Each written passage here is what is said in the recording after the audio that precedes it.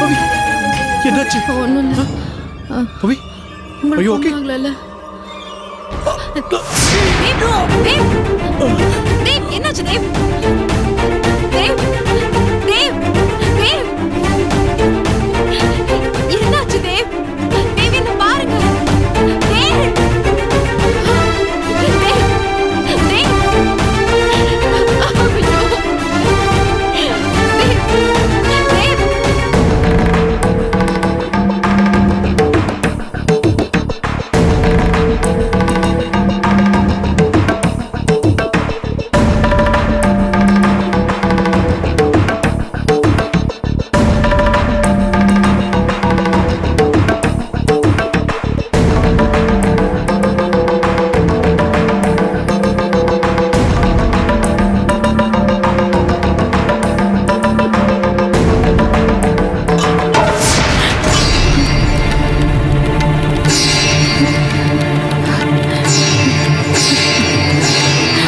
கடவுளே, இது என்ன சோதனை? ஐயோ, நான் என்ன பண்ணுவேன்? பவித்ராவுக்கு ஒன்றும் ஆகக்கூடாது. கடவுளே, எனக்கு ஒன்றும் பாட்டி. புரியல. என்னாச்சு பாட்டி? என்ன பாட்டி, குத்து விளக்குல கீழே விழுந்திருக்கு? நீங்களும் ஒரு மாதிரி இருக்கீங்க. கை தட்டி குத்து விளக்கு கீழே விழுந்துருச்சுமா. விளக்கு சரிஞ்சதை பார்த்தா எனக்கு ரொம்ப பயமா இருக்குமா. கடவுளே, போன இடத்துல அந்த வேலை முடியலனாலும் பவி பத்திரமா வீடு திரும்பி வரணும். பத்மினி, வா, பவிக்கு ஃபோன் பண்ணி அவ எங்க வந்துட்டு இருக்கான்னு கேட்கலாம். வா, நீ ஃபோன் பண்ணு.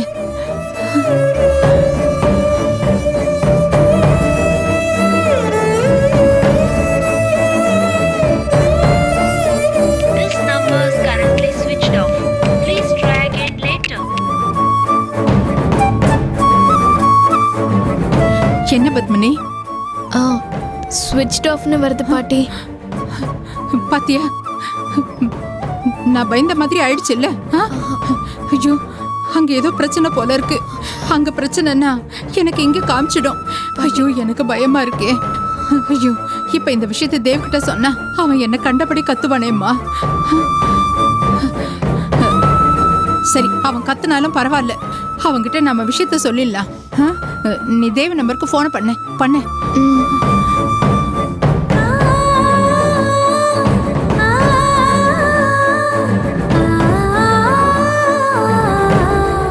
This number is currently switched off.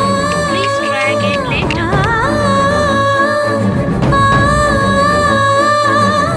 என்னாச்சு பத்மினி? தேவ் சார் ஃபோனும் ஸ்விட்ச் ஆஃப்னு வருது பாட்டி.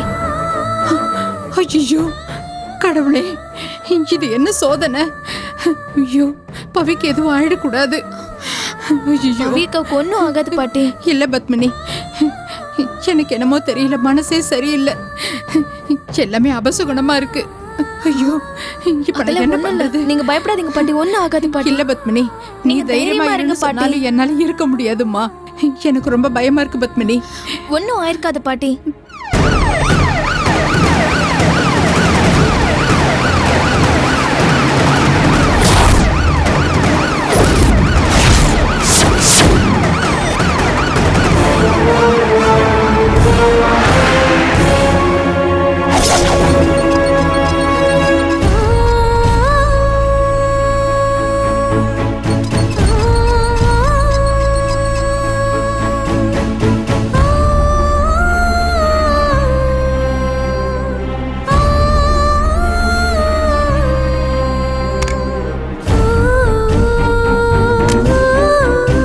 என்னாச்சுமா?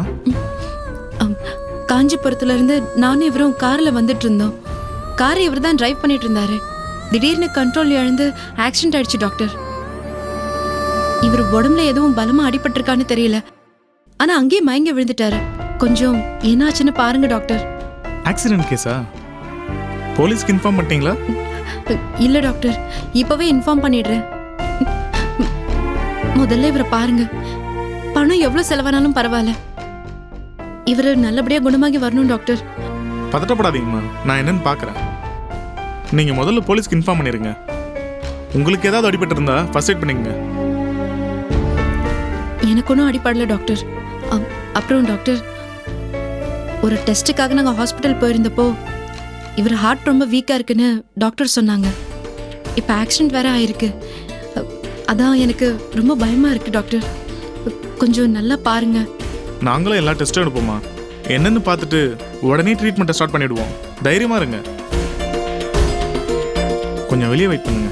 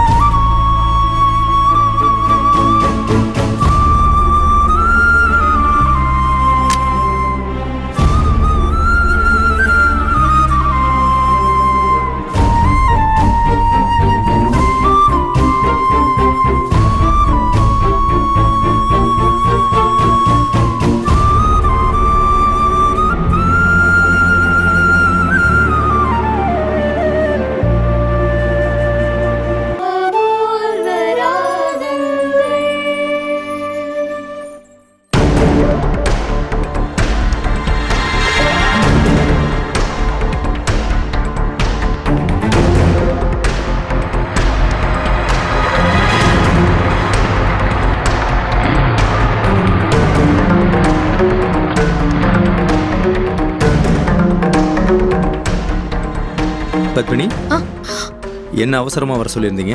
சார், பவித்ராக்கு ஒரு வேண்டுதல்னு சொல்லிட்டு காஞ்சிபுரத்துக்கு தனியா போனாங்க. இவ்ளோ நேரம் ஆயிடுச்சு சார், இன்னும் வீடு திரும்பல. வீடு திரும்பலையா? வீட்ல பாட்டிக்கு சில கெட்ட சகுனங்கள் காட்டுச்சு. போன இடத்துல பவித்ராக்காவுக்கு எதுவும் பிரச்சனையானு தெரியல. அவங்களுக்கு கால் பண்ணா போன் ஸ்விட்ச் ஆஃப்னே வருது. சரி, இந்த விஷயத்தை தேவ் மாமா கிட்ட சொல்லன்னு பார்த்தா அவரு செல்ல சுவிட்ச் ஆஃப்ல தான் இருக்கு. பாட்டி பயத்துல மயக்கம் ஆகுற அளவுக்கு போயிட்டாங்க. பவித்ராக்கா சேஃபா இருக்காங்களா, அவங்க பத்திரமா திரும்பி வந்துருவாங்களான்னு தெரிஞ்சுக்கணும் சார். காஞ்சிபுரத்துல இருந்து எனக்கு ஃபோன் பண்ணாங்க. அங்க இருக்கிற போலீஸோட உதவி தேவைன்னு சொன்னாங்க. நானும் ஏற்பாடு பண்ணி கொடுத்தேன். ஆனா என்ன பிரச்சனை, எதுக்காக உதவி கேட்டாங்கன்னு எல்லாத்தையும் நேர்ல வந்து சொல்றேன்னு சொன்னாங்க. பவித்ரா ஃபோன் ஸ்விட்ச் ஆஃப்ல இருக்குன்னு சொன்னீங்கல்ல? ஆமா சார்.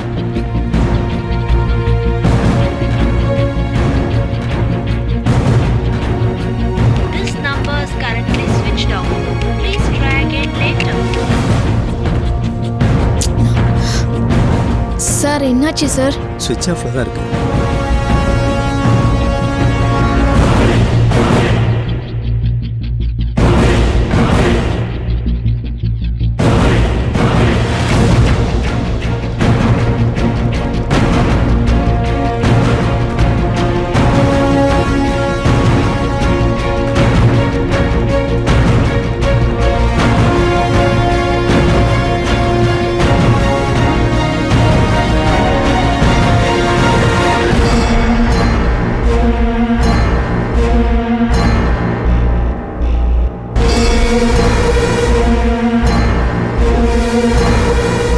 சார், என்னாச்சு?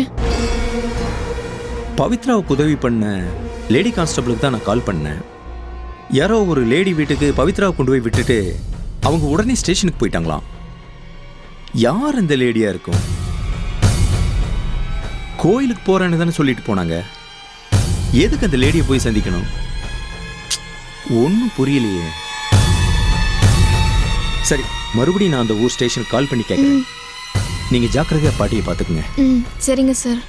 ஏதாவது தகவல் கிடைச்சதுன்னா நான் உடனே உங்களுக்கு கால் பண்றேன். சரி, இன்னும் 1 hour பார்க்கலாம். இல்லைன்னா நானே கிளம்பி போறேன்.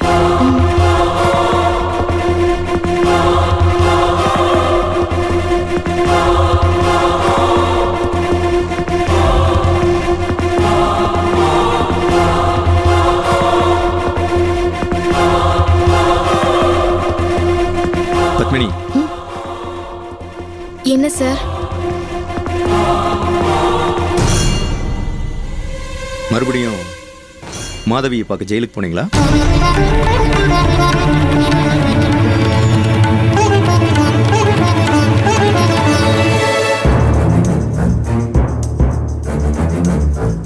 இப்பவும் சொல்றேன் சார், நான் மாதவியை பார்க்க போனேன்றதே நீங்க சொல்லிதான் சார் எனக்கு தெரியும். நீங்க சொன்ன டாக்டர் கிட்ட பவித்ராக்கா என்னை கூட்டிட்டு போனாங்க. அவர் எனக்கு எந்த பிரச்சனையும் இல்லைன்னு சொல்லிட்டாரு. ஆனாலும் பவித்ராக்கா ஒரு சாமியாரை பார்த்து கயிறை மந்திரிச்சு வாங்கிட்டு வந்து என் கையிலயும் கட்டி விட்டாங்க, அவங்களும் கட்டிக்கிட்டாங்க. ஏன் எதுக்குன்னா அவங்க என்கிட்ட எதுவுமே சொல்லல. ஆனா சார், இந்த கயிறு கட்டிக்கிட்டதுல இருந்து நீங்க சொன்ன மாதிரி எந்த பிரச்சனையும் வரல. பாவம் பவித்ரக்கா எனக்காகவும் போராடுறாங்க, அவங்களுக்காகவும் போராடுறாங்க. ஆனா ஊருக்கு போனவங்க இன்னும் திரும்பி வரலையே. ஒருவேளை போன இடத்துல ஏதாவது பிரச்சனையா? நீங்க சொன்ன மாதிரி அக்கா கோவிலுக்கு போவாம வேற யாரையோ பார்க்க போனாங்களா? எனக்கு என்னன்னே தெரியல சார். அவங்க ஃபோன் வேற ஸ்விட்ச் ஆஃப்ல இருக்கு. எங்க பாட்டி வேற மயக்கமாயிட்டாங்க. அதை நினைச்சாதான் எனக்கு ரொம்ப பயமா இருக்கு சார். பத்மினி, நீங்கள் ஒன்றும் பயப்படாதீங்க. நீங்கள் வீட்டுக்கு போங்க, நான் என்னன்னு விசாரிக்கிறேன். ம், பவித்ரா கிட்ட இருந்து கால் வந்தாலோ ஏதாவது தகவல் கிடைச்சாலோ உடனே நான் கால் பண்ணுறேன். ம். நீங்கள் இப்போ கிளம்புங்க. பாட்டி பக்கத்தில் இருந்து அவங்களுக்கு தைரியம் சொல்லுங்கள், சரியா? சரிங்க நீங்க சார், நான் வரேன் சார். ம்.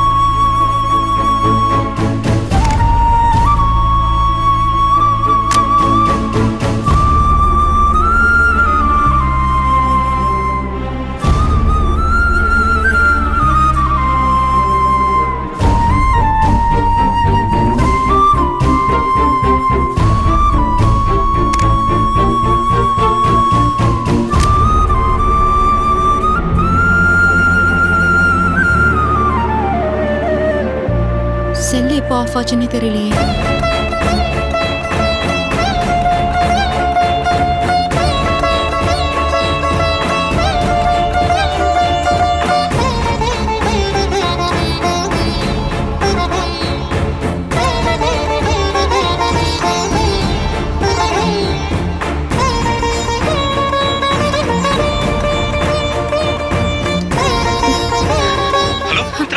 ஹலோ பாண்டியன்.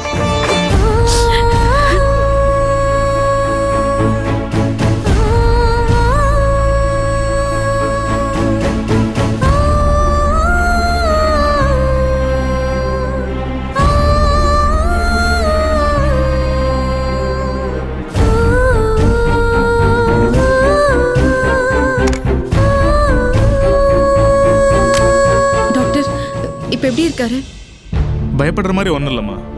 ஆக்சிடென்ட் ஆன அதிர்ச்சியில் மயங்கி இருக்காரு. அது தெளியறதுக்கு மெடிசன் கொடுத்துருக்கோம். இருந்தாலும் உடம்புல பலமாக அடிபட்டிருக்கான்னு ஸ்கேன் பண்ணி பார்க்கணும். இசிஜியும் எடுத்து பார்க்கணுமா. அப்புறம் ஒரு ஹார்ட்டில் ஏதோ ப்ராப்ளம் சொன்னீங்கல்ல, அந்த டாக்டர் கொடுத்த ரிப்போர்ட்லாம் இருக்குல்ல, அது கொண்டு வந்திருக்கீங்களா? அது வீட்டுக்கு தான் போய் எடுத்துட்டு வரணும். அது வரைக்கும் நீங்கள் ஒன்றும் பயப்பட வேணாம், நர்ஸ் பார்த்துப்பாங்க. நீங்கள் போய் எடுத்துட்டு வாங்க. டாக்டர், நான் போறதுக்கு முன்னாடி அவரை போய் பார்க்கலாமா? ஓஎஸ், தாராளமாக பார்க்கலாம். ம். சரி.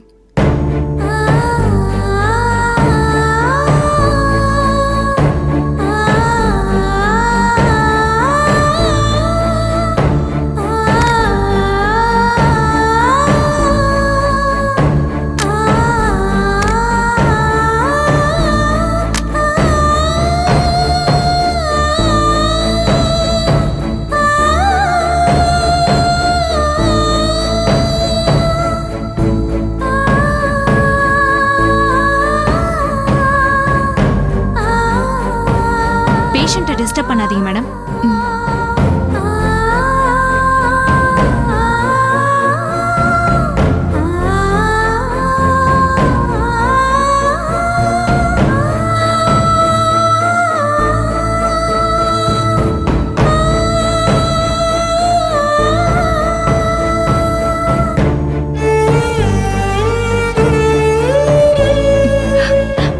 உங்களுக்கு ஒன்றும் இல்லை தேவ்.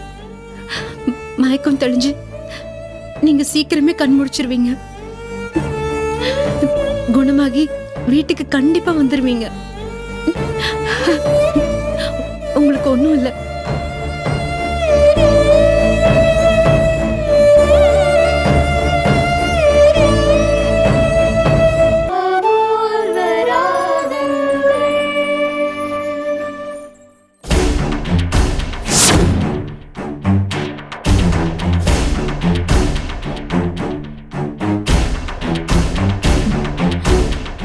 பவி, பவிமா, என்னம்மா ஆச்சு?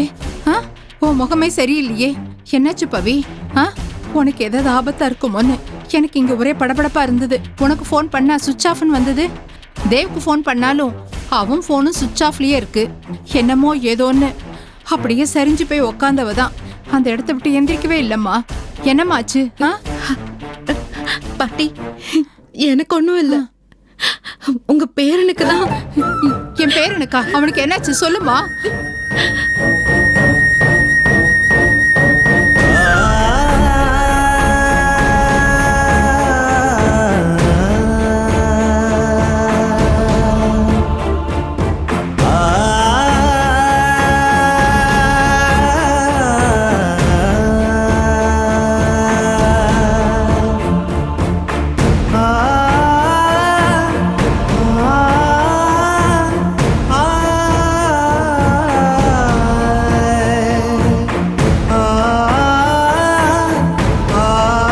ஐயோ, ஒரு பிரச்சனை தீக்கலான்னு போனா இப்படி அடுத்த பிரச்சனை வந்து சேருதே. கவலைப்படாதீங்க பாட்டி, அவர் குணமாய் வந்துருவாரு. பாட்டி, போன இடத்துல பிரார்த்தனை நல்லபடியா முடிஞ்சது. எல்லாத்தையும் விளக்கமா வந்து சொல்றேன். ரிப்போர்ட்ஸ் எடுத்துட்டு நான் கிளம்புறேன். நானும் கூட வரேம்மா. இல்ல பாட்டி, அவசரமா நான் கிளம்புறேன். நான் மறுபடியும் வந்து உங்களை கூட்டிட்டு போறேன். ஒன்றும் பயப்படாதீங்க. சரிம்மா.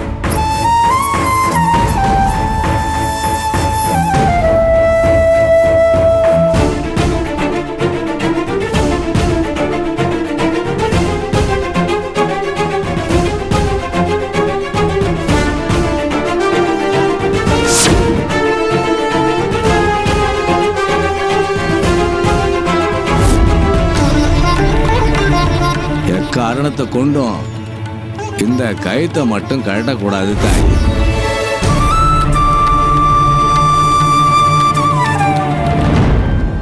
இந்த தகவலை பிரபு சார் கிட்ட எப்படியாவது சொல்லணுமே.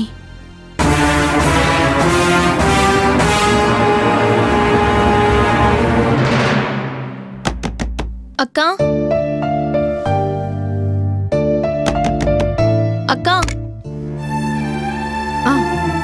வா பத்மினி. அக்கா, மாமாவுக்கு பலமா ஒன்று அடிப்படலையே. இல்ல பத்மினி, அந்த ஹாஸ்பிட்டல்ல ஸ்கேன்லாம் எடுத்து பார்ப்பாங்க. ஏதாவது உடம்புல அடிபட்டிருக்கான்னு இனிமே தான் தெரியும். அவருக்கு மயக்கம் தெளிஞ்சதுக்கு அப்புறம் தான் உடம்புல எங்கெங்க பெயின் இருக்குன்னு தெரியும். ஆனா எனக்கு நம்பிக்கை இருக்கு, அப்படிலாம் ஒன்றும் இல்லாம அவர் நல்லபடியா குணமாகி வந்துருவாரு. நானும் கடவுளை வேண்டிக்கிறேன்க்கா. அப்புறம் பத்மினி, நீ தான் பாட்டியோட பேத்தின்னு நிரூபிக்க வேண்டிய நேரம் வந்துருச்சு. அதுக்கான ஒரு முக்கியமான ஆதாரமும் கிடைச்சிருக்கு.